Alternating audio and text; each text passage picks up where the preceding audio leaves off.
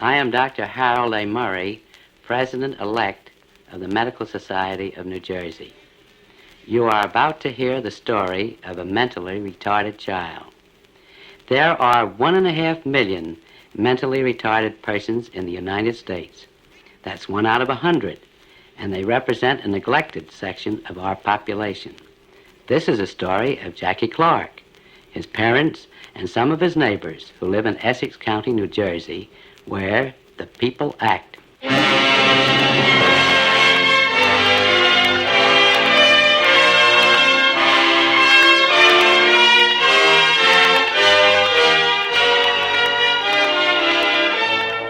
The People Act.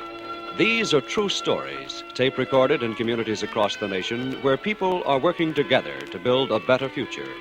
The People Act is presented by the TV Radio Workshop established by the Ford Foundation and produced by the CBS Radio Network. Every voice and sound is real. No actors are used. Now, here again is your narrator, the noted reporter, Robert Trout. This is the story of the Clark family of Essex County, New Jersey. John Clark, 35, a small, quiet man, a research chemist. His wife, Bertha, slight and blonde, and their son, Jackie. The story begins one night 5 years ago at St. Barnabas Hospital in Newark.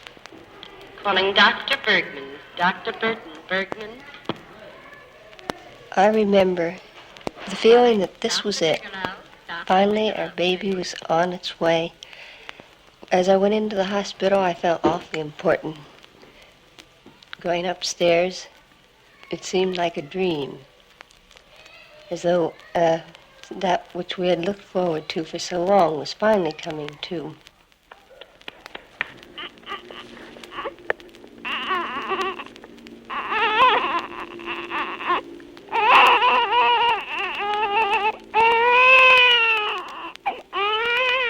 A boy, 6 pounds, 4 ounces. Name, Jackie. The Clarks stand looking at him through the nursery window, trying to decide whom he looks like.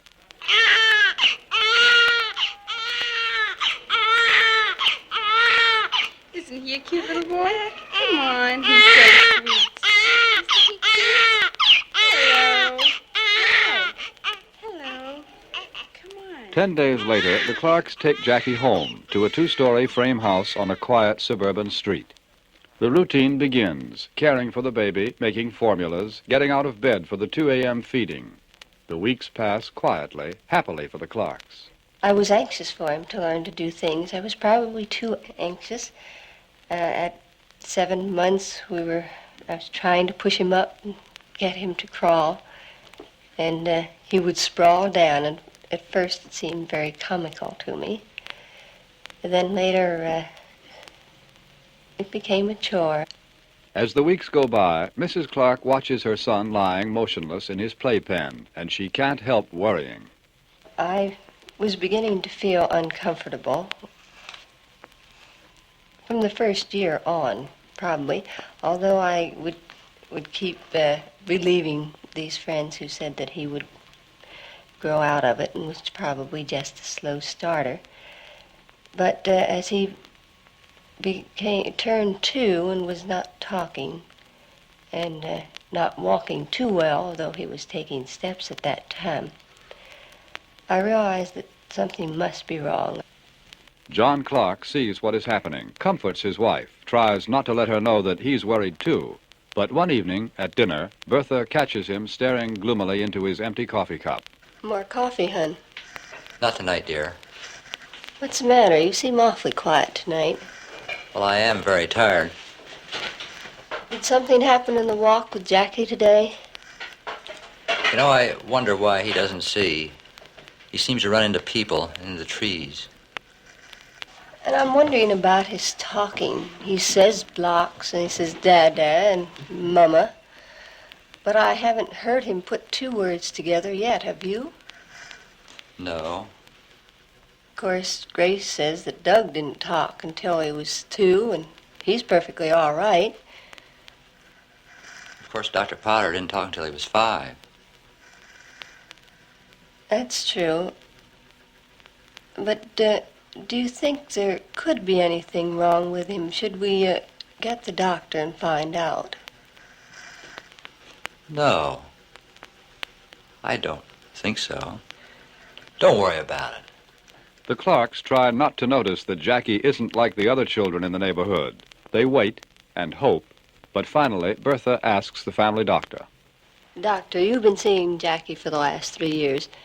It seems to me something must be wrong. He never says more than a word at a time. What do you think? Well, I don't know.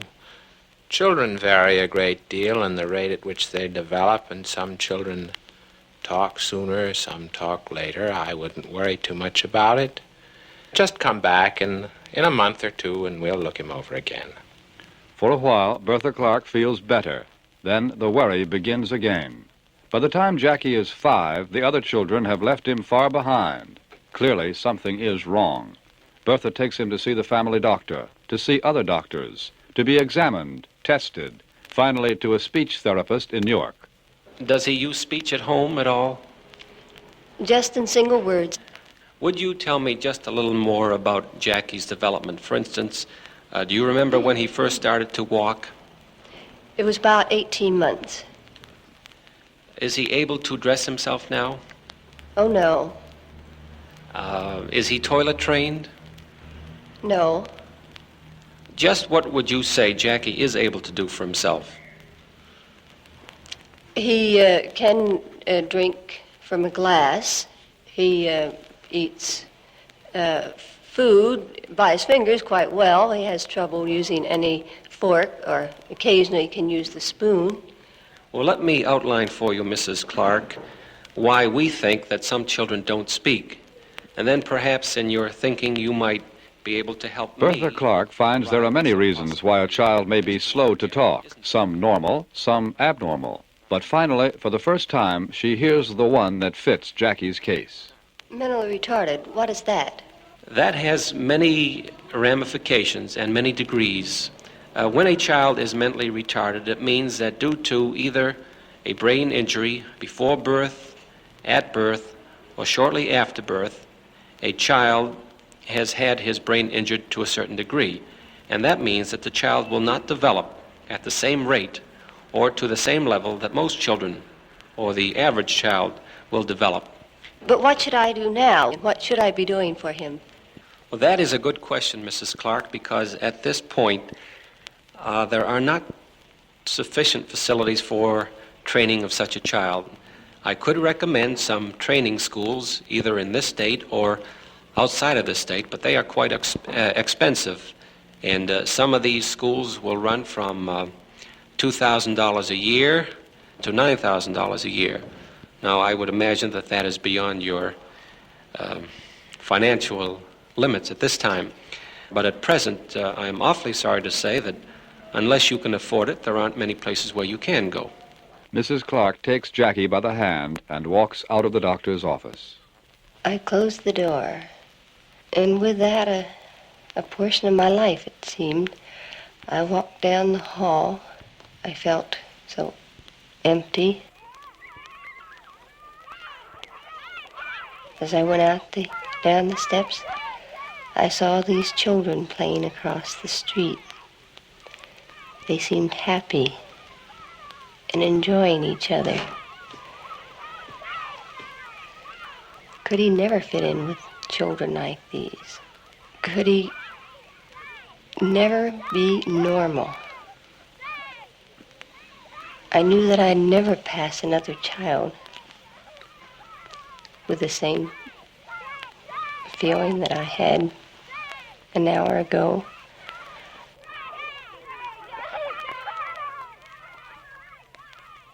The Clarks take Jackie to other doctors, and some are brutally frank. Mrs. Clark, it is very clear to me that this child is hopelessly feeble-minded. I would recommend that you have commitment papers made out and get him in an institution as soon as possible. Finally, the Clarks believe the doctors. Realization makes them numb. They don't know where to turn. They have never been so alone. You felt as though you were groping very much in the dark. As though whatever you would do would be wrong. Then later, we tried to look a little ahead, so far as our own family was concerned. Should we think in terms of another child? The doctors told us that in all probability, the second child would be perfectly normal. But then there was the question of a normal child fitting into the family. What would he have to face with a brother like Jackie? The Clarks watch Jackie with the other children of the neighborhood. The children are kind, but they ask questions. Hello, Mrs. Clark. I was playing out with Jackie. You're a good fellow to come to play with Jackie. When I talked to him, I couldn't understand him. Is that right, Robbie? Yes. Why doesn't he talk? Well, you see, Robbie, his brain's sick. Why? Well, I don't just know why. I don't understand. Well, I don't either, Robbie. The Clarks know something has to be done. No school will have their son. They begin to think about sending him to an institution, but the institutions are overcrowded. They have waiting lists. One evening, John Clark sees a letter in his newspaper from a Mrs. Blossfeld. He reads it out loud to Bertha. There are several hundred families in this county faced with the problem of a mentally deficient or mentally handicapped child. Each year, many more are unwillingly added to this number. Therefore, I suggest an organization for parents of mentally retarded children. It could also be open to professional workers interested in their welfare. All those interested might write notes to this column. The Clarks write to Mrs. Blossfeld, not so much out of hope, but because they have no other place to turn. A meeting is arranged at Mrs. Blossfeld's house. A dozen nervous, anxious parents show up. I'm certainly glad to have you all here tonight. I've been planning this meeting for a long time, and I think it's about time we got together and really tried to form an organization of parents. Well, I want to tell you something. You've been taught to a lot of your friends, and they'll look at you as if they're sorry for you or sympathize for you. But it's really good to be with people that have the same problem that we've got. Do you know, you folks, I believe, are the first parents of that have a retarded child whom we have come in contact with since we discovered that our child was retarded. Well, I came out with the thought that I would like to find some way of helping my child. I need help, too, but I would like to have this group of parents do something to help the child. White boy needs speech training. Well, I mean, mine could talk all right, but golly, I mean, it seems to me these older children and we've got to do something for. I mean, they're the ones who've been left out all this time. Well, it seems to me that we're all concerned so much with our own individual problems. I think in order for us to establish any kind of a constructive program for helping the children of most of us in general, we want to determine just what the major needs are. How can we do that? Well, I think the only way we can do it is establish some kind of a classification program. We want to decide how many children there are of the various age levels, the various mental levels in the various communities. We want to know just what types they are. That's a pretty big job. How do you suggest that we ought to do it? Well, then maybe what we should do is contact some professional people and find out just how we can go about doing it. Harry Aarons, a dark, energetic man, is the chairman of the committee. They take 2 months to work out a plan. Then Harry and Lee Marino go to see Dr. Lloyd Jepson. Doctor, my committee has been working for the last 2 months on a plan, and now we'd like to have your ideas on the matter. Roughly, it's this. We want to start a guidance clinic for retarded children. Well, Harry, I think the idea is splendid. Of course, you're going to have to, as you say, work this out on a volunteer basis because you don't have any money, do you? No. Oh, no, that's absolutely the problem. You see, this is a problem that is not only a medical one, but it's medical, psychological, psychiatric, educational, and social. Well, could you give us the names of 1 or 2 people that we could make contacts with to see if we could get their help and cooperation in this work? I certainly would be glad to. Well, that would certainly be a good start, wouldn't it, Harry? Sounds good. Harry Aarons and his committee go to see other doctors, social workers, psychiatrists. They ring doorbells, buttonhole their friends, raise money, put together a volunteer staff, finally get a small clinic started in Full Neighborhood House in York. And on July 6, 1949, the first parent brings the first child to be examined by Dr. Ralph Shapiro, the pediatrician. Susan, would you stand up a moment? Now, just walk across the room. That's right. Will you put this down that Susan has a, a shuffling gait on a broad base, slightly ataxic? All right, Susan, that's fine. Now, can you follow me? Around? Yeah. Say around. Around. The ragged. The ragged. Rock. Rock. A rugged. A rugged. Ruffian. Ruffian. Road. All right. There is some slurring of the speech. Susan Smith leaves her mother, is led into a bright, pleasant room where Helen Strauss, the psychologist, is waiting to talk to her. Susan, I'm going to show you a lot of pictures. See, one after the other. We're going to look at them. See them? Yeah. Let's try this one. Now, you look at that very carefully, Susan, and you tell me a nice story about it. She got a hat on her head. She got a pocketbook over her shoulder. She got an apple in her hand. She got a basket. While Susan is with Helen Strauss, her mother is being interviewed by Dr. Antoinette Freed, the clinic psychiatric social worker. I am interested to know who told you that your child was not quite normal. My first doctor told me after a while. And how did you take it when you were told? Well, I wonder about one thing. Did you have any feelings of guilt when you found out that your child was not normal? I did. I kept blaming myself or maybe my husband. You see, I'm interested in that because I feel that is such an important thing that parents realize that it's not their fault that they have a child who is not normal. It is something that is imposed on them. If they feel guilty and sort of retire from the child, then they become really guilty. But if they accept it as something they have to deal with in life, if they concentrate all their understanding, all their kindness, all their love, not only on their own child, but also on other children of that kind, I feel they are actually carrying out a mission in life. Susan's mother twists a handkerchief nervously in her hands, then asks a question Dr. Freed has heard 1,000 times before.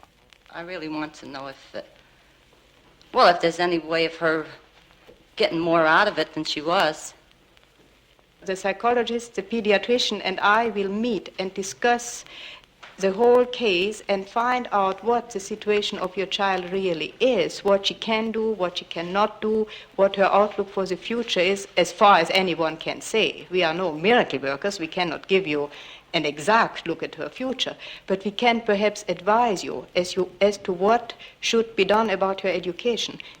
For the first time, there is a coordinated program to diagnose and classify mentally retarded children. The clinic in Essex County is the first, but the idea spreads. In a year, there are 9 units covering 90% of the state.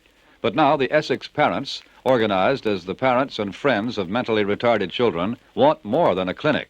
We realized that the time had come when we not only would be able, but really must, set up some sort of training facilities for some of these children so that they could have the companionship of children at their own level. And so in the fall of 1950, after a good deal of planning, we opened 2 small classes. It starts with 2 small classes, but it grows. The parents go down to Trenton, push a resolution through the state assembly. They get state aid. The schools begin to help. The State Medical Association decides to work with them. And for the Clarks of Essex County and 48,000 families like them in New Jersey, it means new hope and new confidence. For the Clarks, a life in which their son Jackie has a place. They go down to the new school at the Fould neighborhood house.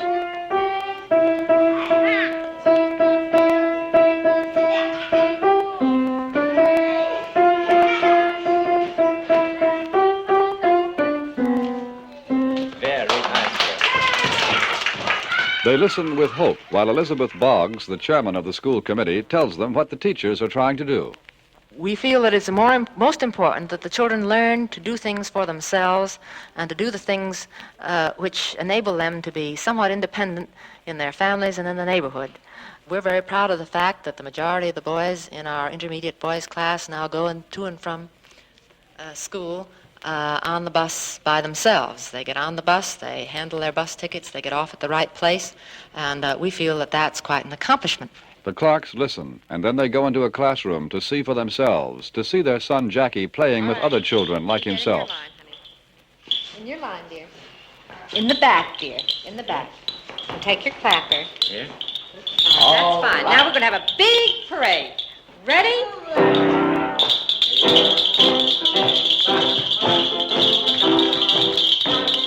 They look around the room, and they know he will be well treated, well taken care of, and they will never again have to feel ashamed, afraid, bitter about what is happening to him.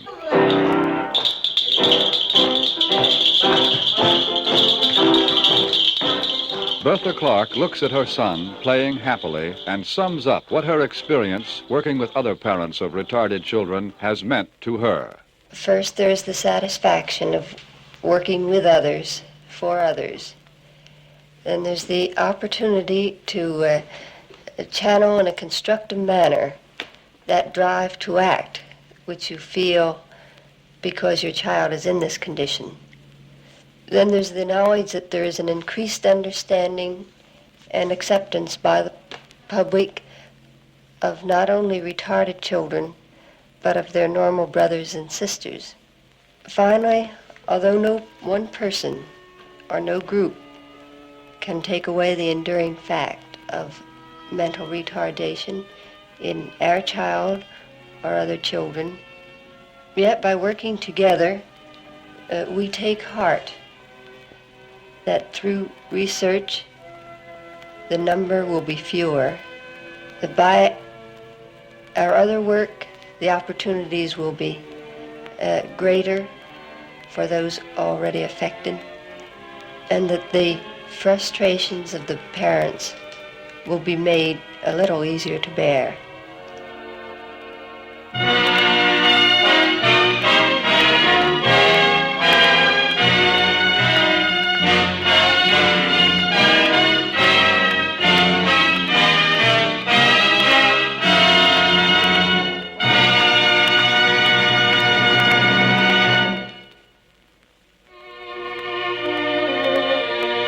You have just heard The People Act, narrated by Robert Trout, a documentary series presented by the TV Radio Workshop established by the Ford Foundation and produced by the CBS Radio Network. These programs are under the sponsorship of the National Committee for The People Act. Here is the committee's director, Elmore McKee. The people of Essex County, New Jersey, have had the courage to deal with a most difficult problem, and they've done it well. The situation these parents faced is one that exists in every community. Perhaps you are thinking about what you, too, can do. If you should care to write us at the People Act Center, State College, Pennsylvania, Dr. Milton S. Eisenhower and his associates there will try to put you in touch with someone in your vicinity qualified to consult with you.